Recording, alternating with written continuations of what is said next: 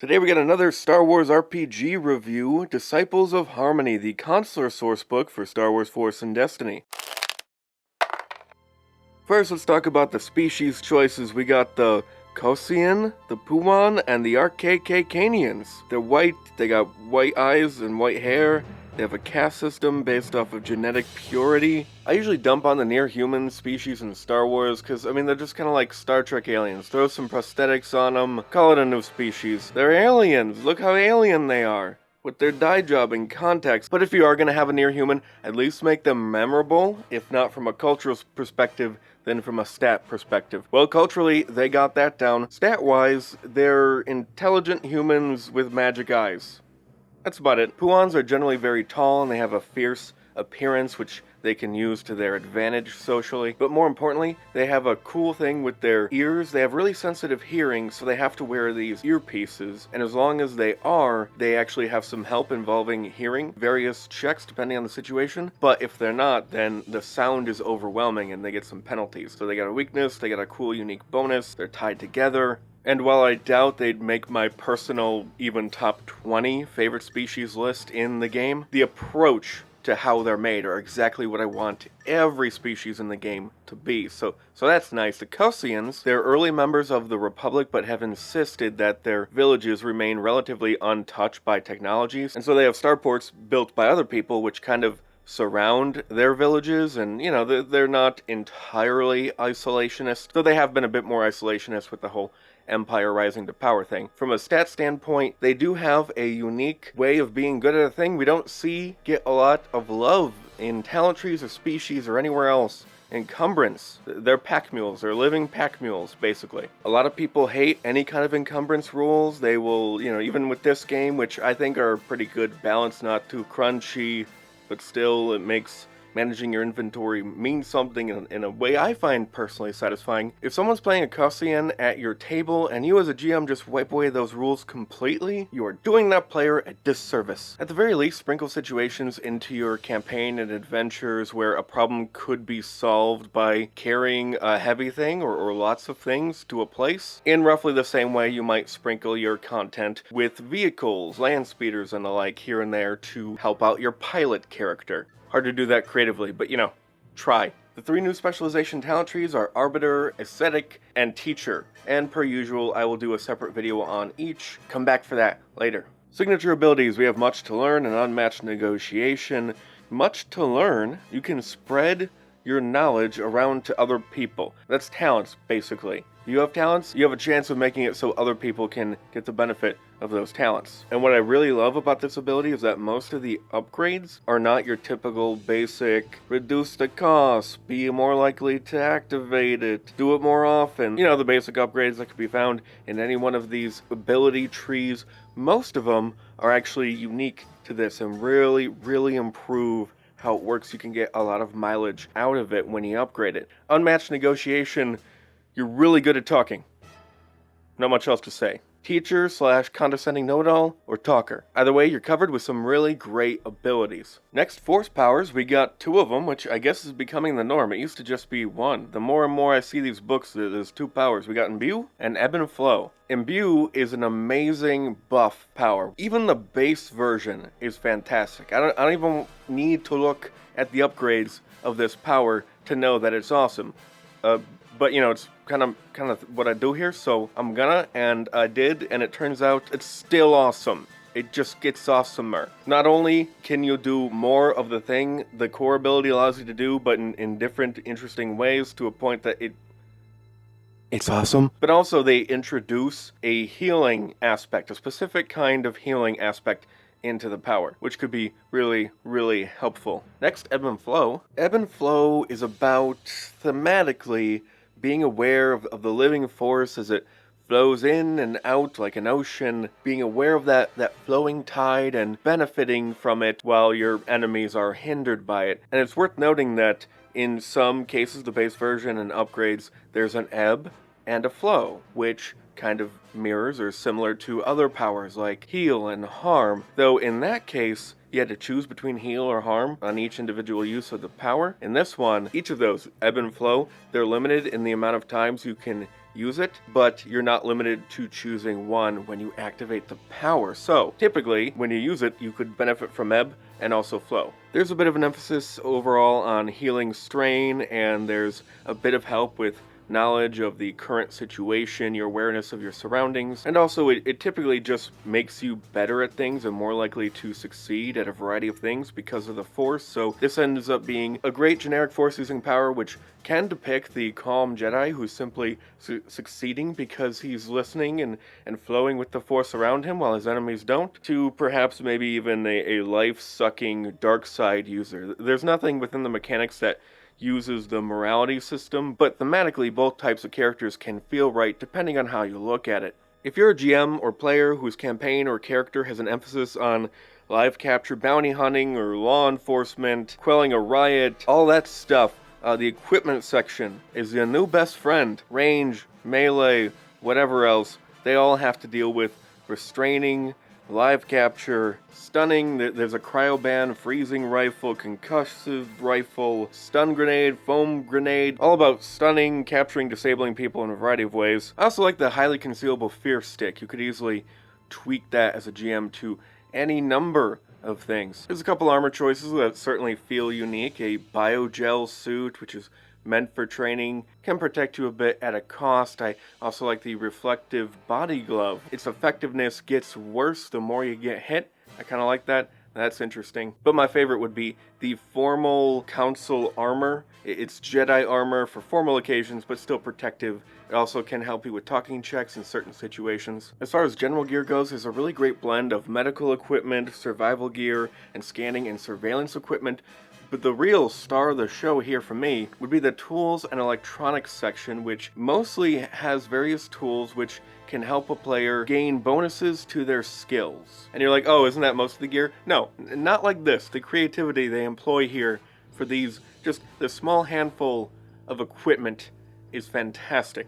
Okay, the translator's pretty basic, but everything else, those 3 items, fantastic. And there's a common theme of training and learning or teaching through equipment that is similar to some of the stuff in Unlimited Power, but this is more for normies, less solving riddles or didn't you have to like deal with Force artifacts in some way. This is more for just regular run-of-the-mill equipment that can help you better temporarily in creative, interesting ways.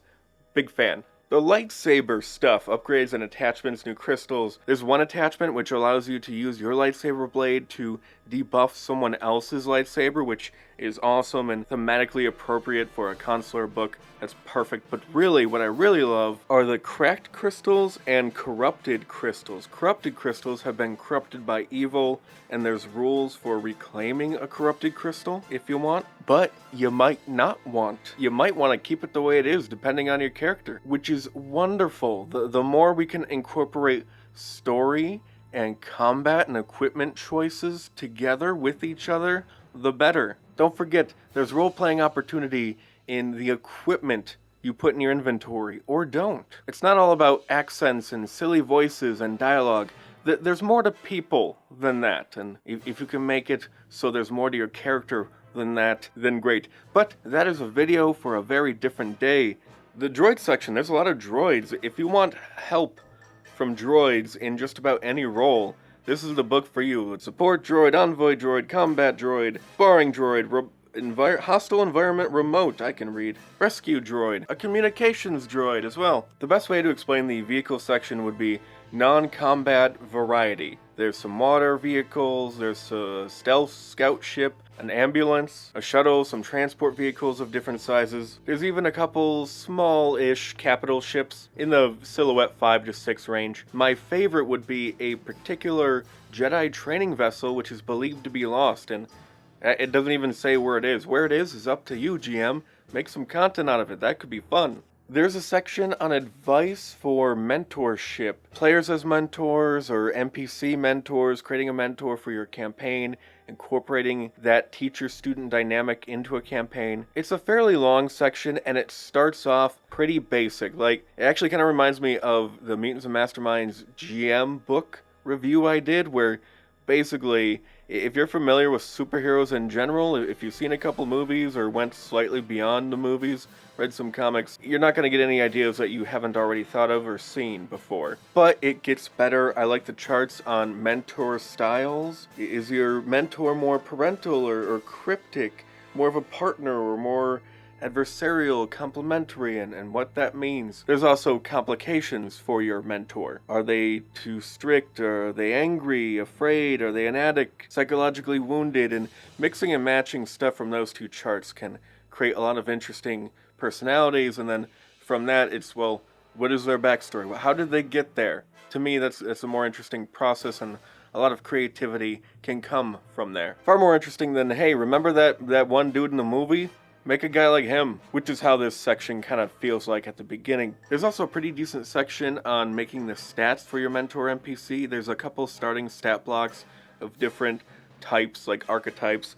The trainer, the consultant, the challenger, and their skills and powers and talents for each, but also choices to be made to customize it a bit. Plus, you're the GM, you can do what you want. Throw in other bits of flavor that make sense as well.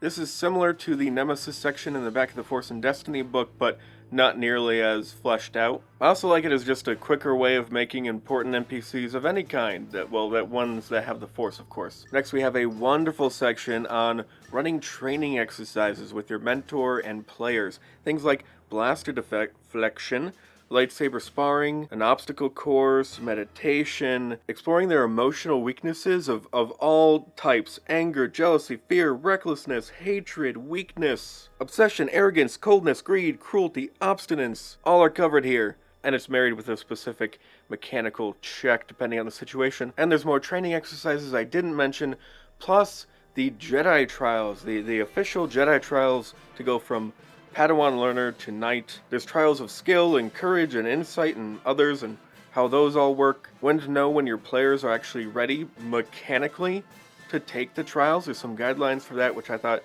were really great. In fact, all of these trials, it's not just ideas, hey, you could do this or you could do this or whatever. They actually took time to write rules into a rule book. That's really all I ask from this stuff. Do the GM work for me. Don't give me more GM work that maybe I could do. One is worth my money, one is not. We also have alternative Force traditions like the Barando Sages, the Gan Finesmen, the Dagoyan Masters. Not only do we have knowledge on these philosophies, approaches on how to use the Force, but more importantly, these are alternatives to the Force and Destiny group mechanic, the group resource where you can choose 3 different things: a ship, something, and a mentor. I think it's like a holocron and a mentor. Anyway, mentor does a specific thing. These also do a specific thing that's different, but there's a drawback as well. Oh, there's also a Sith Lord option. Don't know how I missed that. Definitely could have used that in the last campaign. Benefit: reduces the cost to certain powers like heal/harm for one, but you have a harder time walking the light path, as you might imagine. Next, we have help with 2 different player roles that typically you might find in the same player depending on the option. Knowledge and talking. We have some advice on running diplomatic encounters, my favorite part of which would be the chart, which has different ways of spending different types of results in diplomatic encounters. But more importantly and more extensively is a nice big old section on knowledge. Being a knowledge player, using knowledge in a campaign, and it does this through a specific example about a character unraveling a mystery step by step. And ultimately this section is about conveying a system for making your own knowledge chart. So, who should buy Disciples of Harmony for Force and Destiny? Well, I think, I'm not entirely sold on this idea, but I think I'm leaning towards this being the Smuggler Sourcebook of Force and Destiny, in the sense that the Smuggler Sourcebook so embodied Edge of the Empire and what people think of when they think of Edge of the Empire as a campaign type, that it's not just a career source book, but it's also one of the best Edge of the Empire supplements in general that you can get. I think I want to say the same thing for this. The emphasis on things like training and teaching, mentoring, knowledge, all very central to Force and Destiny. You're always learning how to be better, stronger, more in tune with the world, learning about the Force. And it's easy to reskin those training and teaching gadgets to be a bit more Force, Jedi, or Sith, or whatever else specific, if you want to as a GM. Even if you have a campaign with an emphasis on dark side users as players, or a corrupting dark side influence as a mentor, I still think this book is better as a general Force and Destiny supplement than, say, Unlimited Power. Though it's still probably the better all-around supplement for dark side players to